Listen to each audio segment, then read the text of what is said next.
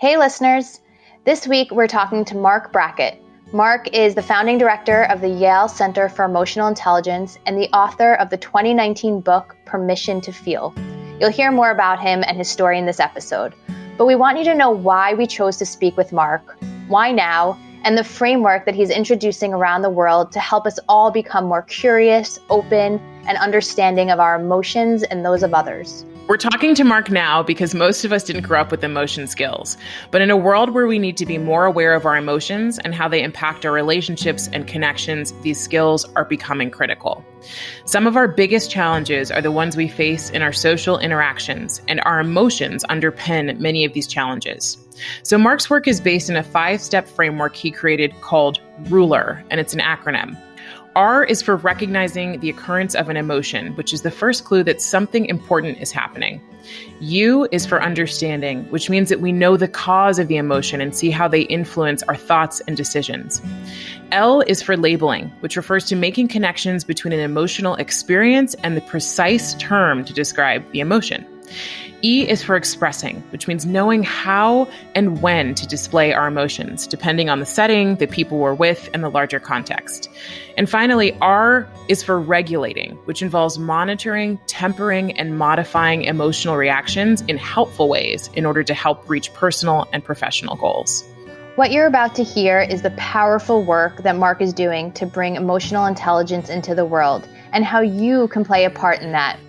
We're excited to dive in, and we will see you on the other side. How are you feeling? Really?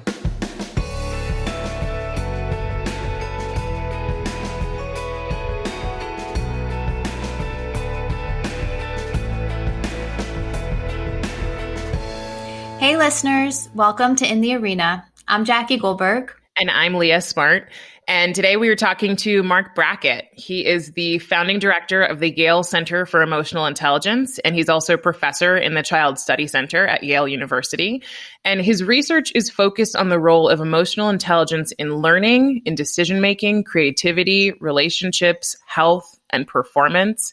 So if you are not already convinced that this episode will be valuable, I don't know what else to say. He is the author of Permission to Feel, which is a book that Jackie and I both read. We cannot wait to share more with you all about it. It's about how we unlock the power of our emotions to help our children, ourselves, and our society thrive. So we're going to share some of the framework with you today. And we also want to give you an understanding of why Marc Brackett's doing this work and why it's so powerful. So thanks so much for being here, Marc. Thank you.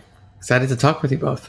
Welcome, Marc. Thanks so much for joining us in the arena. Why don't we kick off for our listeners, for those of them who have not read the book, what was your ultimate goal with writing it? I've always been like one of those types of psychologists that I try to not to be self-promoting, and I never like those types of people. I always find that a turnoff. And so writing a book was weird for me because it was like, then you have to go out on the road and you got to talk about it and you got to do all this stuff. But, the real reason why I wrote it was that I'd spent 30 years of my life as a scientist running around the world doing research and training programs for companies and school systems. And I felt like I was not making a lot of progress. And I just felt like, I felt like Willy Loman, from Death of a Salesman. I would run around with my little bag and stop off at a school and do my workshop and go to a company and do my hour keynote. And then it just like, there was no follow-up.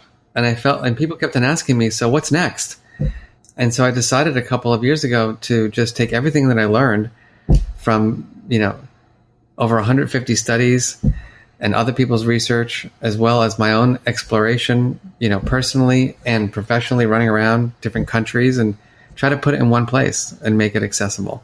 And so that was my goal.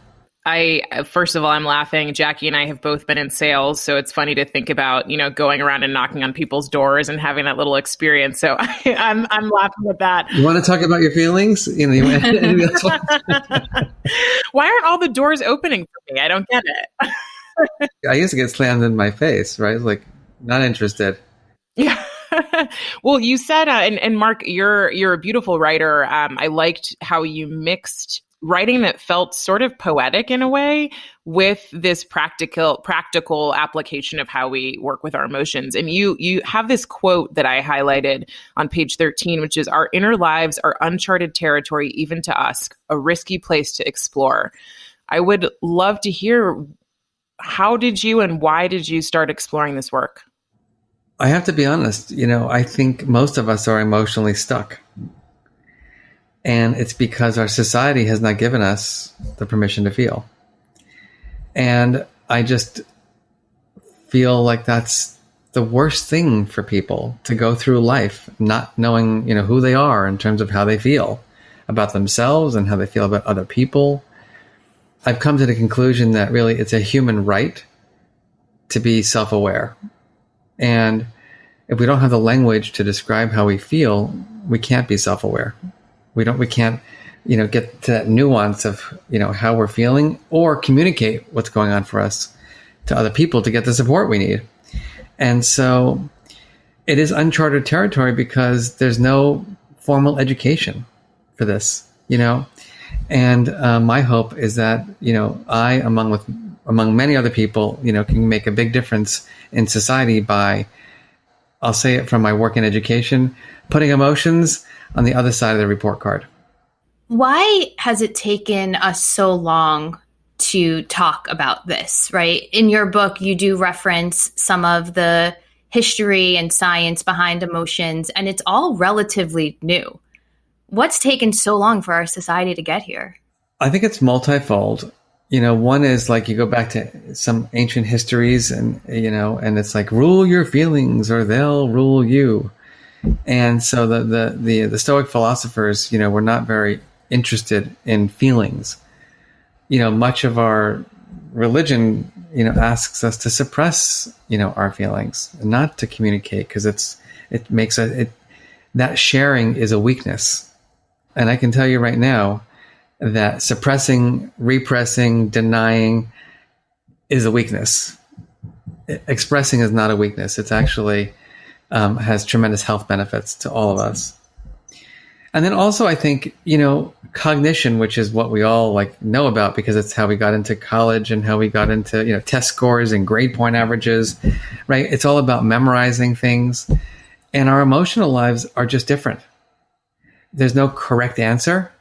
And I think that's what makes this work really hard for people, because, 2 + 2 = 4. You have to memorize, those types of bacteria for science class. But the strategy that I might use to help me deal with my anxiety may not make any sense to you. And that's okay, because it's about me being the explorer of my own feelings and the things that work best for me to help me have well-being, to build and maintain healthy relationships, to achieve my goals. And my goal, if I'm a teacher or a parent, is to not be the knower who puts stuff in your brain. It's for me to be that compassionate friend, parent, teacher, colleague, who helps you to explore your feelings and find the things that work best for you to achieve your goals. And just to put it, I can go on and on about this, as you can see. That's a lot of effort. And we tend to be lazy. And that's why we say, fine. How you feeling? Fine. Everything okay? Yeah. Then we move on. I'm good. Good. I'm good. Don't ask me any more questions. Exactly. Well, oftentimes I notice when I ask a question like that, good is also a replacement for having to explore, like you said, because this work it's simple, but not easy. And so it's simple to be able to say, I feel a certain type of way, but it's not easy to then do what we do next, what we need to do next, which is explore it. Yes. I think that's where this all kind of has fallen apart, is that we get used to saying, fine, okay, and then we move on. But let's talk about the pandemic. People have not been okay during the pandemic, most of us. Some people have thrived, but many people have not. And so if you ask me, either one of you ask me how I'm feeling, just go for it. How are you feeling, Marc? I'm feeling like this odd mixture of frustration, fear, anxiety, overwhelm, and despair. It's a lot of feelings. That's a lot of it. And that's the exact reaction most people have. You're like, But, I didn't want to feel it. And what do I do with that as a listener, a friend? And then, right, so let's just take a moment and think about this. You asked me how I'm feeling. I have to feel safe to tell you how I really feel. You've got to listen to what I say. You've got to be comfortable with what you hear. And you got to have the knowledge and skills on what to say to support me. And that's like a lot of it. That's a lot. It's a lot. And since we haven't had any formal education in this space, we just move on and we just get trained as we grow up to say fine, okay, and busy. Mm-hmm. Yeah. And you had referenced before what we can do is be compassionate, be curious, ask the questions. And you actually call this in your book being an emotion scientist versus being an emotion judge. Can you share a little bit about that and how we can all be better emotion scientists? As you've read, I had a hero in my life. His name was Uncle Marvin. And he was the one adult who really got me. And, I had two parents who loved me a lot, but had no emotional intelligence education. So my mother was always anxious and she was always having a nervous breakdown. And, oh my God, don't tell me what's happened to you at school. I'll have a breakdown. And I'm like, wait a minute, Mom, I'm having the breakdown. And my father was a tough guy from New York. And he'd say things like, son, you got to toughen up.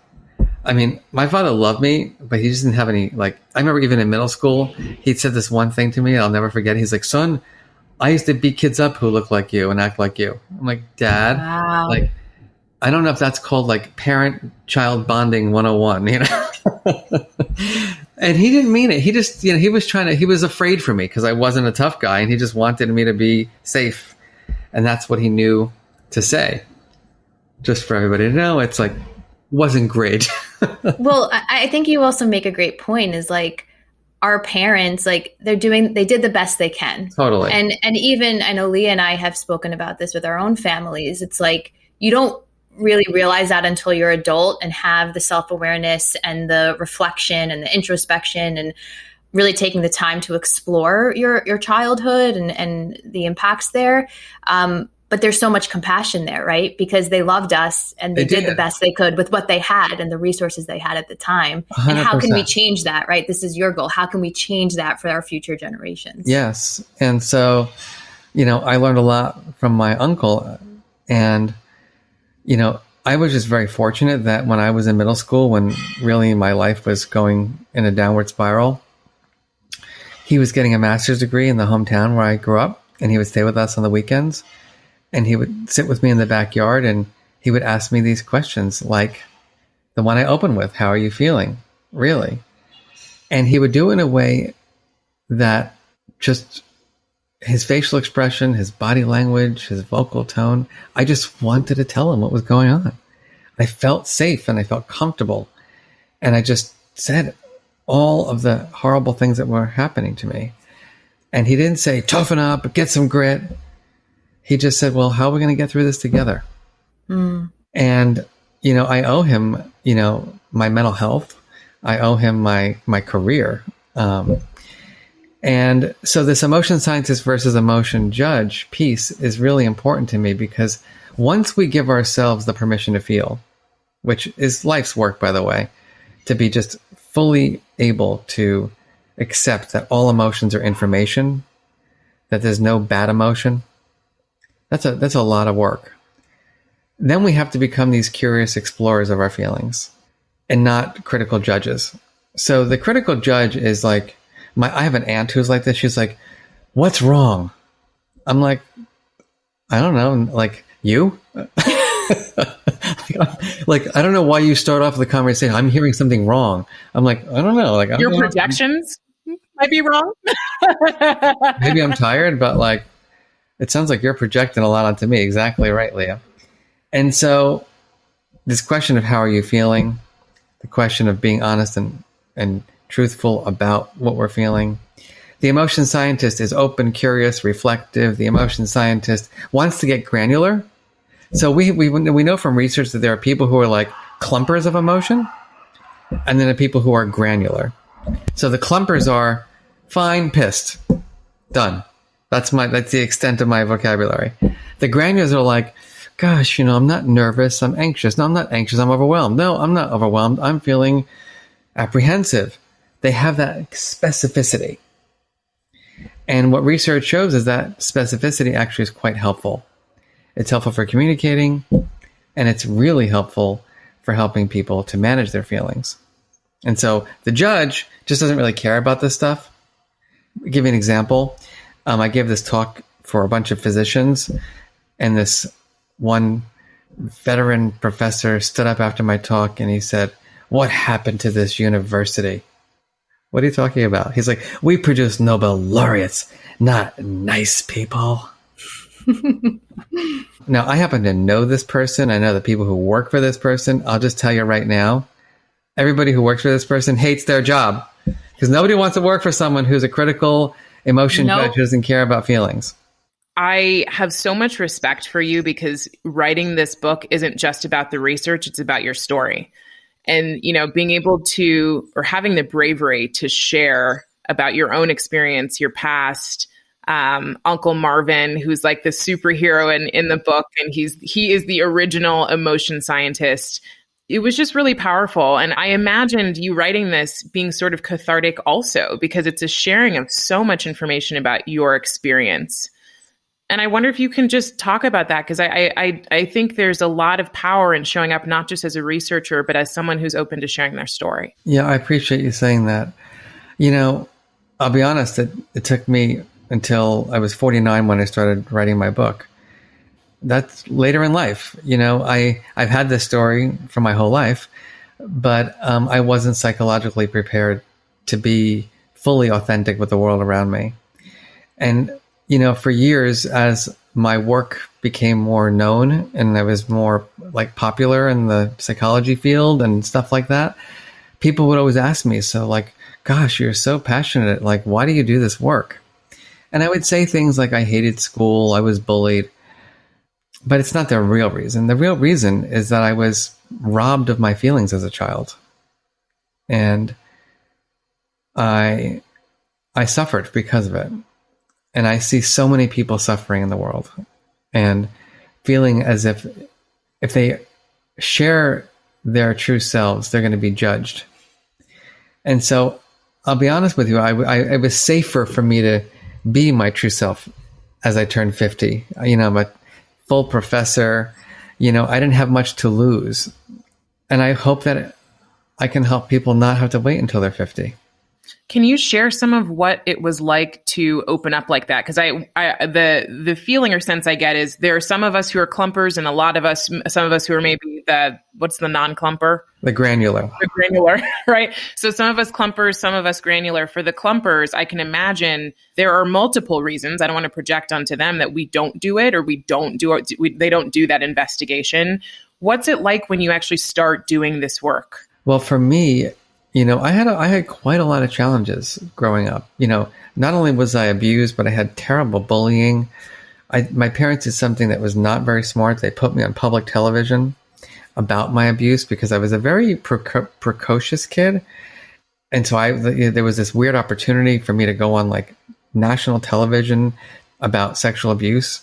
And so I went on there and I'm like, I would love to see this tape now because I was 13 years old when this happened. Little did my parents and I know that was going to like have backlash like no tomorrow. This is in the 70s. Parents told their kids not to play with me. The school teachers found out about it. It was bad, bad, bad. And I was alienated like nothing I've ever would. I can't imagine anyone having to feel that way. It's like double abuse, right? And so, and I had an eating disorder. I just so many things. And so I have to tell you that writing the book, I have never felt psychologically more healthy. It was liberating to just, and I didn't go into like, my book is not about me. Like, I want to say that right up front. Like, I did not want this book to be like a biography. Like, I'm not writing a biography, but I felt the need to share like a piece of me so that maybe other people will feel safe and comfortable to be their true selves. But the heart of the book is the science. The heart of the book is the skills, that I feel I never learned. Like, I'll give you one example. So when I was young, my parents put me in therapy. Thank God they did that, because that was a real plus for them to do for me. But the challenge is that I was 12 years old, had just, disclosed my abuse. I'm being bullied in school. So I go to the therapist, for an hour a week, but then I go back into a home that was very dysfunctional. And I went back to a school where I was chronically, disengaged and bullied. And so it doesn't go anywhere. And my argument, and I think science really shows this as being the case, is that we can't make this about an individual. It's not about you, Leah, and you, Jackie. You're suffering, so you develop your emotional intelligence. No. This is about shifting society. This is about making sure that our government understands that feelings matter. It's communities, school systems, families, religious organizations. Everybody's got to be on the emotions matter bus. And I think only then will we make real progress. You reminded me of a saying in leadership development. We talk about the fact that you can't put a changed leader in an unchanged system. Same idea. Yeah. Your book, which you mentioned, is not about you, but about science and research and frameworks, which we definitely want to talk about today. But by you sharing your story, it made me feel so emotional. I was able to connect to it. I was able to relate in my own way. No one has the same story. No one's experienced the same exact thing. And yet we are all human beings. We are all in relationship and connection with one another.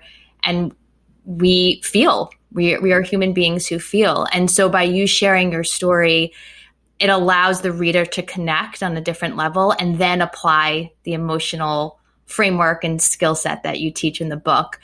I can say even for myself, since reading it and since downloading the Mood Meter, which is an app, which I'd love for you to share at some point today, I've even seen a difference in myself in terms of how investigative I'm being with my own emotions, Awesome. Really even minor things. So for example, I was waiting for some photos to download from my friend who was sending them on my iPhone, and I'm sitting there and I started typing, I'm anxiously waiting for the photos. And as I started typing, I said to myself, wait, am I anxious right now? I said, actually, I'm not anxious. I'm excited to receive the photos. So I changed it to I'm eagerly waiting Cool. for the photos. And even just small moments like that, we talk about this impact happens in micro moments and the self-awareness of being able to check in with yourself and how important that is. So just thank you for sharing your story and allowing us to connect with it. I agree with Leah. It's just incredible to really be able to see the liberation that has come with you sharing your story and how that's impacted you. I appreciate that. What you're making me think about is, I'm grateful that this has had that impact for you. But it's also saddens me that we have to wait, for a book to come out, right? To be emotionally, investigative and self-aware and learn the vocabulary.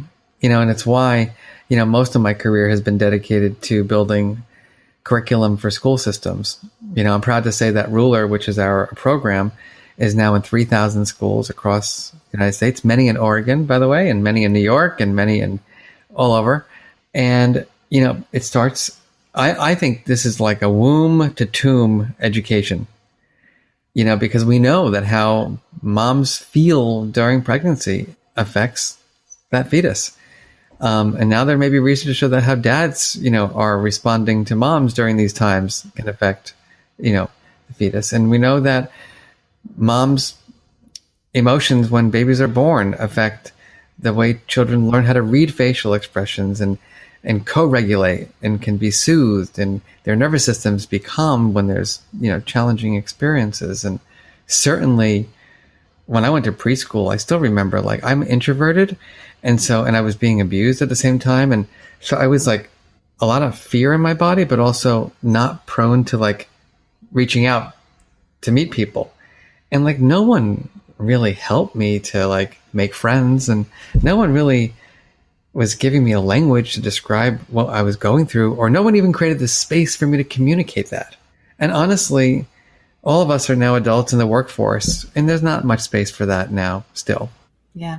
So many people come to me and they say things like, this is how much, now that I've learned all of it, it's like, how much time do I have to dedicate each day? Give me the homework and a practice period. Yeah. Is this going to be more than an hour? Because I can't do it. Marc, you're reminding me of I grew up in the Bay Area, and although it's diverse as a Black woman, I grew up in areas that typically tended to veer more white. Mm-hmm. And so you mentioned this fear in your body, and I'm like, gosh, I was probably an extroverted kid, but I had that fear, and I didn't recognize until my adult life that it was anxiety and all of this living beneath the surface. So much of it based in race. Yeah. And you talk about this in the book, that there are differences in the way cultures can embrace or do embrace emotions or not, whether it be, cultures within America or cultures outside of the US. And I would say, for a lot of us who are minorities in the US, a lot of our cultures do not deeply embrace the breadth of emotion. In fact, we're told not to talk about it or not to show it. And I think it's actually similar probably for people who are white in this country. It's just a different angle on the way that it's done. But I'm curious what you've seen in that. Well, I think, thank goodness and thank badness, that race, is so on the top of all of our minds right now. And I say thank badness just because of all these horrific murders that we've all had to witness. But the rules are different for Black and white people in America, period. And, as a white guy, I know that I have privilege in this space. I especially have privilege with expressing my negative emotions, right? So if a Black male or female and I are walking down the streets of Connecticut, wherever, and we're both kind of angry, the rules are different for each of us. I don't have to worry about the things that my Black friends and family have to worry about. And this goes back to the point that I was making earlier, which is that it's not about the individual. Mm-hmm. It's about society, right? Until we have equity in our country or in the world around who has the privilege to express their true, full feeling selves without repercussions, we're not doing the work. Mm-hmm. And, I think in my book, I wrote about Serena Williams, here, big personality, Black woman, she gets pissed during a tennis match, right? She gets penalized. The white dude, they let it go. It's like, what the hell's going on here? Like, This is racism and genderism. And that's a double whammy for someone like her. And it's out of control and needs to be stopped. And race is one big factor. Power is another big factor. People of higher power just have greater permission to say what they want to say and do what they want to do. Culture is a big one in terms of, we Americanos, we think that we know everything and our way is the way. That's what I think is so interesting. Like, it's like, no, in America, you look at each other in meetings, eye contact, and you shake hands. And I've done talks on Wall Street where, like, it's funny, they come with their Versace suits and their fancy ties and like, hello, Dr. Brackett. And I'm like, hi. I'm like, I need like a testosterone injection for this presentation. You sound like Batman. That's my super ego there. Like, and I'm like, what is going on here? Like, and then I go to Korea, which is I'm a martial arts teacher. That's my other life. And like, nobody shakes hands like that. And people bow, and their eyes go off to the side out of respect. And that's what's right there. And so, like, who's right? Nobody's right. That's the wrong question. It's just, let's all be curious emotion scientists, going back to you, Jackie, and saying, let's just be learners as opposed to knowers. And then we make a lot fewer mistakes. You are speaking a lot about shifting society, and the work that you're doing in the education systems is doing just that.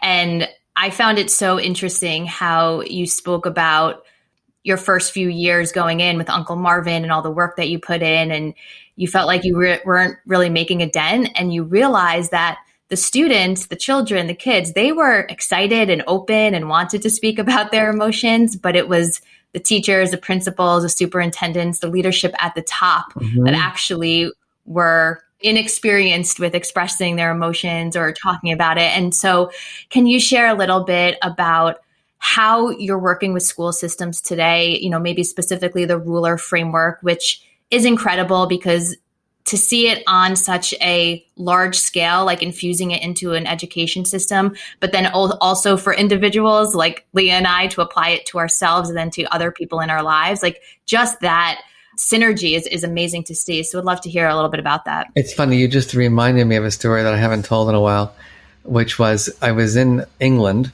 at this school, and this principal, like a deputy head of an entire like school system, was not really into the work. And she's like, this is never going to work here. And she goes, and especially for the boys. And I said, well, why? She goes, parents are going to think you're turning their sons into homosexuals. Right. And I'm like, well, you might be talking to one of those right now. And like, I don't know if I could even begin to deal with you right now. But anyway, this is the mindset that some people have. And it's like, you wonder why like men are emotionally stuck. And so my favorite piece of that was like, it's actually the only time I got to travel across, to another country with my uncle to do a training together. And I said, well, we're here. So, we might as well just try it out. Can we go into one of the classrooms? And so we go into the classroom and I share a story about, I forget what it was, about being kind of left out and isolated and lonely. And I just said, I'm just curious, everyone. Has anyone here ever felt the way I felt? Every hand in the classroom, and all the teachers and leaders of the school district were in a circle, like, like a fishbowl kind of thing, watching this happen.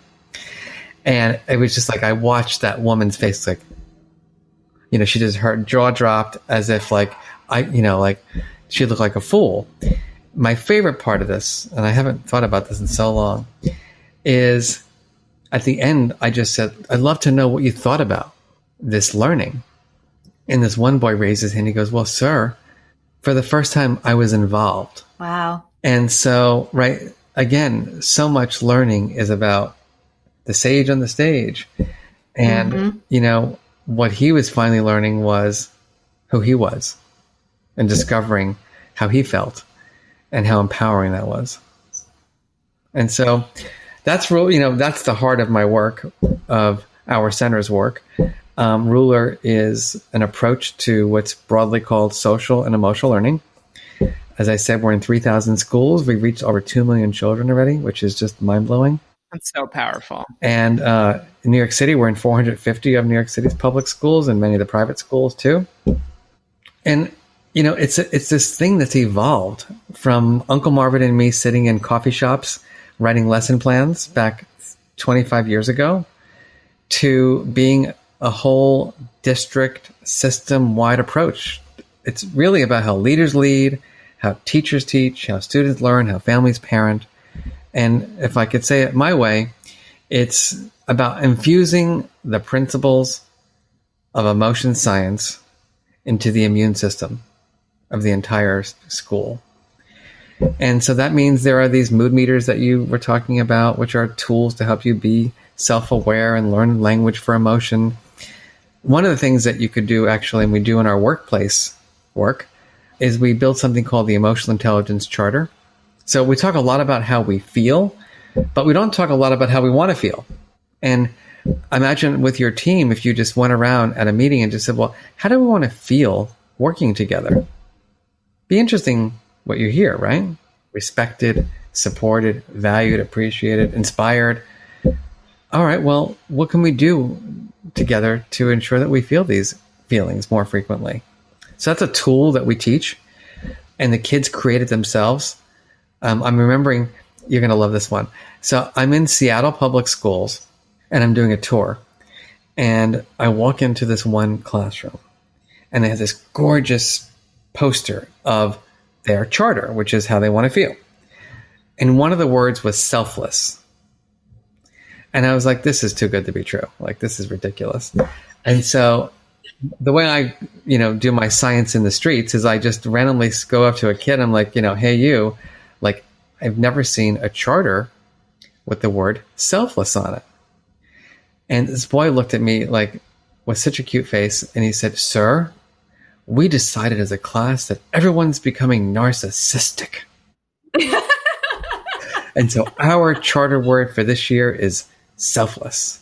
I'm like, who are you? Like, where are you from? Wow. The future president. Totally. And I don't know. We don't give kids enough opportunities to shine this way. You have a lot of quotes in your book from students and teachers and just studies that you've done, which is really cool just to feel that connection. But there's a story of a classroom that has their charter and a new girl joins and they're at recess and, she wants to play with them, but they think she's a little weird or they don't really want to play with her. But then one of the girls realizes, our charter says that we're inclusive and that we include people. So they went over to her and included her and they actually really liked her and they found that it was so much better for all of them. Like that is so cool to see that immediate impact. It is. Honestly, I could do a whole week of stories just because of traveling around the world and visiting schools in Italy and Spain and Mexico and Australia. One of the things that both broke my heart but keeps me going is I was visiting a school in Australia and a little boy, I went up to him and I was just talking to him about his feelings and I had learned that his father had committed suicide. And there's a tool in Ruler called the meta moment, which is this process. And it really, the heart of the meta moment is being your best self. And I said, I'm just curious. So how do you what does Ruler mean to you? And I always ask these weird questions to kids.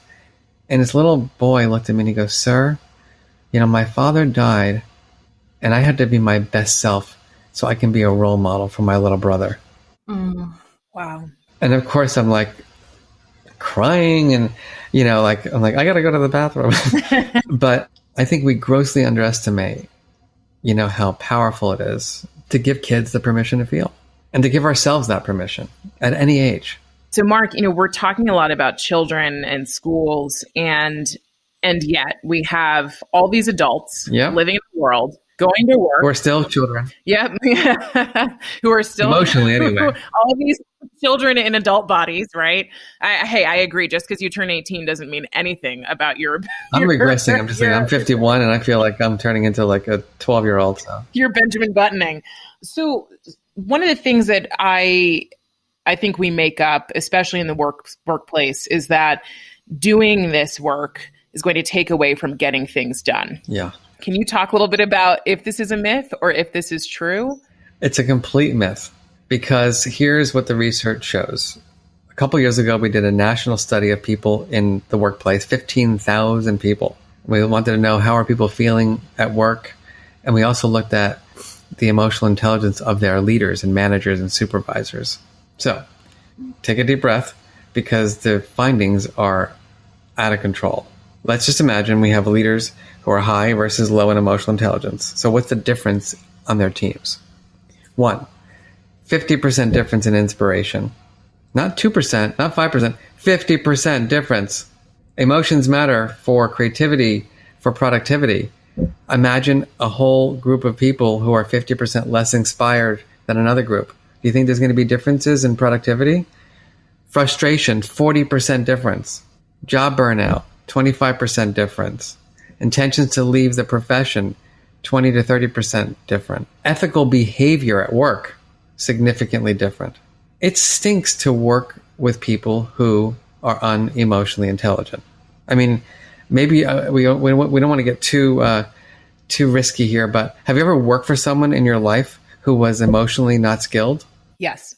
Yes. And is it like, do you wake up in the morning and say to yourself something like, gosh, I can't wait to go to work today? Or do you like, oh, I'm going to look online for a new job, or I'm going to call in sick today? We found even that people spend more time off task because they're not motivated, right, to work for that person. And so when you're not motivated, guess what? You spend more time on Facebook at work. You spend more time talking in the hallways. But when you feel inspired and connected and valued, and which are all related to the leader having higher emotional intelligence, creativity is higher. We actually just published a study on that. People are more creative and have more opportunity to be creative when they work for someone who's higher in emotional intelligence. So with that said, I'm a martial artist. I'm willing to spar with anybody who says that this is a waste of time. This is not a waste of time. Emotions matter for everything from relationships to mental health to creativity to performance. And being emotionally intelligent, especially as a manager, can shift everything. How are you seeing companies bring this into the workplace? Obviously, people read books like mine, but I'm very fortunate that, one of the things that happened to me a couple of years ago was I was doing these corporate presentations, and they would ask me, so what's the next step? I was fortunate to have a friend who had done a lot of work in the business world, and he and I and a bunch of others founded a company. We call it OG Life Lab, OJI Life Lab, and we have converted all of these principles and skills into an app that is a solution for people who want to really go deeper. And it's 50 modules of emotional intelligence training with coaching, because we felt like just doing the virtual, learning was not enough. You really needed to talk with someone, and be with people and wow, you're also struggling with these feelings, and oh, wow, you're also struggling with the strategies to manage. And we've had a lot of success. We've been really fortunate over the last couple of years. We've launched and we've got big companies who have signed up, many of their employees, and feedback has been really positive. It's like that kid said, being involved made all the difference. Yeah. It's like actually experiencing and talking it through and living and breathing them in the workplace versus just taking a learning. And that's really how you see it become infiltrated. Well, the thing is, we're like in 1970s with professional development, in my opinion, right? It's like the unconscious bias workshop. You got to be kidding me. We know the research shows it has no impact. This workshop thing, yes, let's do that to get people inspired, but then let's take this stuff seriously and give people the opportunity to really learn something, practice something, refine it, and grow. And that's why we built the company. There's this thing that I think has just catapulted because of COVID, which is leaders are being asked to show up differently than they ever have been. People are being asked to show up differently than they ever have been at work. And so I'm using this phrase of we're going from the hard skills to the soft skills to the inner skills, that we have to actually start doing the work on the inside to be able to show up better on the outside. And that's never been asked of leaders in the way I think it's being asked today. As a matter of fact, got another study that we just finished. You are full of these studies. Yeah, I don't just record podcasts for a living, just but this is a really cool study. This one is actually with leaders. And what we found was, interestingly enough, so when you think about a leader's emotional intelligence, you can think about the skills they use for themselves. Are they a role model? For example, I've really worked in that because I grew up with my mother, that she'd always say things like, I'm having a breakdown.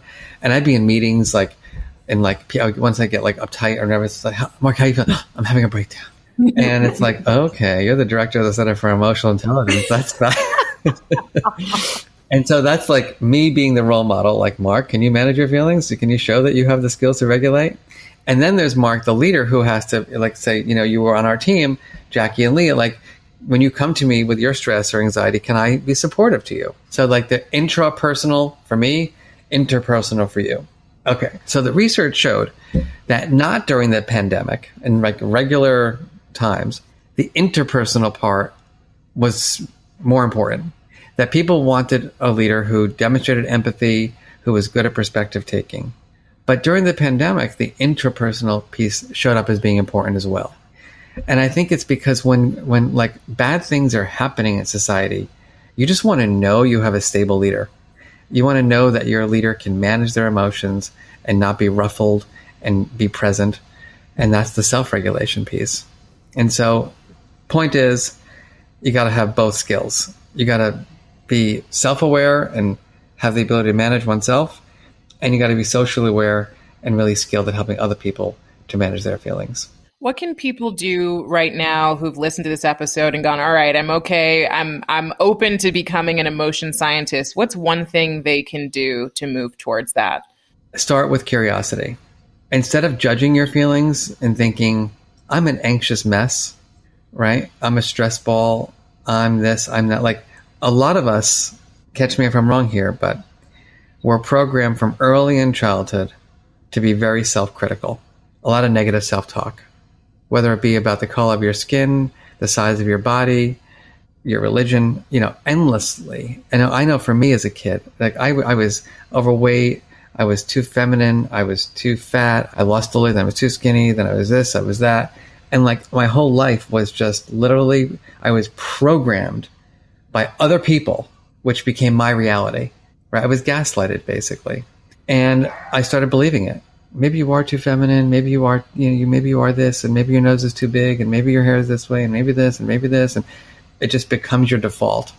So if I could encourage our listeners to monitor their self-talk and try as fast as possible to catch the phrases that are making us self-saboteurs, which, by the way, activates neurochemicals that are not good for our health, which lowers our self-esteem, which just has a cascade effect on our wellness, and try to work on being self-compassionate and finding ways to be kind to oneself, finding ways to switch the negative talk to positive talk.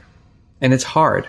One little tidbit is don't try to do it for yourself. What I mean by that is just imagine someone that you love deeply or care about a lot is going through what you're going through, and just think about what you might say to them to help them feel less negative. And what's funny is that you'll come up with more ideas because you distance yourself from your own feeling states. And by thinking about what you might do for others, maybe you can then try to apply those things to yourself. And one last thing I'll just say around this is there's a phrase that we use, and it's never worry alone.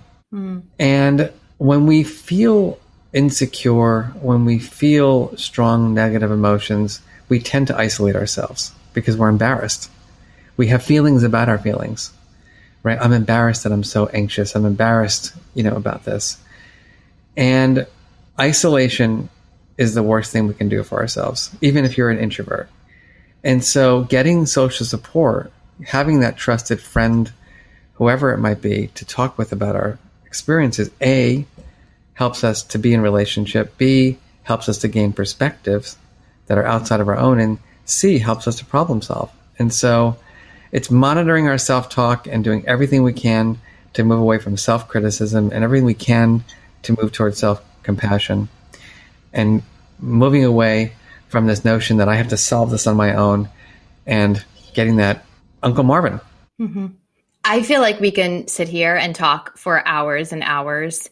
I know Leah feels the same. Could not recommend this book enough. I'll say one big takeaway for me, just in terms of labeling our emotions and just knowing how many thousands of words exist, at least in the English language, let's say, because there are differences across languages, that we don't even use the majority of them. We use the same basic ones. So really understanding and learning the difference between envy and jealousy, or anger and frustration and disappointment can really help with this vocabulary in terms of expressing your emotions. And I do want to leave our listeners with this one quote from your book: "The currency of relationships is emotional expression." And I think everything you just described around the importance of expressing and sharing your emotions and being there for other people. We live in a world with people. So to really recognize that this is the currency that we're working in can help us be our best selves for ourselves and others. You want to go on the road with me? Done. Signed, sealed, delivered. Thank you for inviting me to your podcast. It was fun to talk with you. And I felt like, I'm relaxed today for some reason, which is, and I'm like free associating, thinking about stories from like 10, 20, 30 years ago. And so thank you for evoking that in me. This is what happens when you join us in the arena. We really get into it. Thank you for being here, Marc. And thank you so much for our listeners for tuning into this one. This has been such a powerful conversation, and I feel calmer actually now than I felt. So I will say I feel calm. I've been using your mood meter, Marc. So for those of you who are listening, again, Marc's book is Permission to Feel. And he also has an app called the Mood Meter, which is a really accessible way to start recognizing what you're feeling, understanding what the emotion actually is, and then helping you over time learn some of the environments that may evoke certain emotions. So that's what's been really powerful in my own experience. So thank you so much for being here. You, of course, can find us on Audible, Spotify, Google, and Apple Podcasts. And we'd love for you to subscribe and rate us. And we will see you all next time. Have a great day, everyone.